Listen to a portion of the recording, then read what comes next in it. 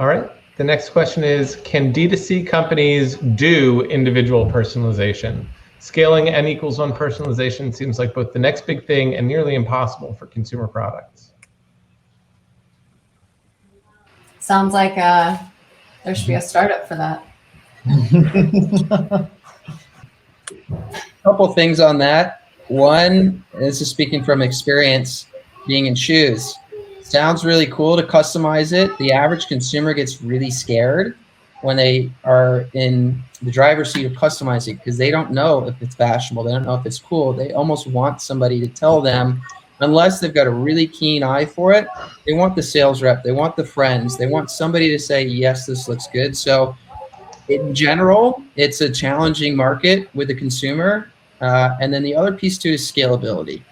So it'll be interesting to see what happens with printing, with customizations. For a shoe, if you customize this, it's really hard to sell it to somebody else. It's just a function of scale. And I think technology is really going to be the answer, because if you're doing a physical product that's handmade, really, really difficult.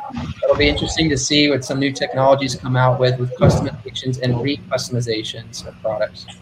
And a lot of consumers in our space kind of view themselves as creators and creatives. It's kind of what they relate to most. There was a generation that really wanted to be athletes and strive for something different.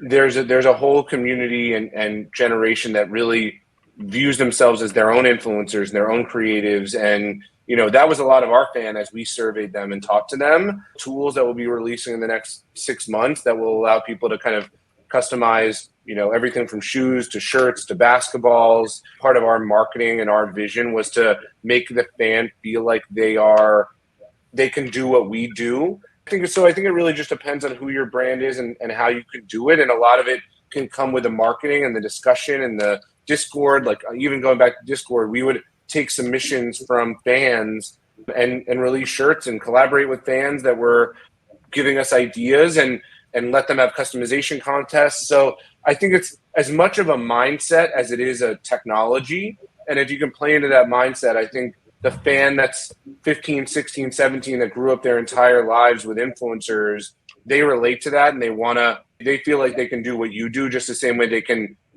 dance the same way their favorite, person on TikTok can dance. I think it also goes back to, you're talking about that market or that consumer, right? I think it also goes back to knowing and understanding that consumer demographic, or in our case right now, we're launching with someone who wants to use someone wants to use a kind of a newer piece that would allow them to pick up flowers and champagne on the way to their customer's door. So I think it's a matter of course, that type of customer or consumer is going to want those special things.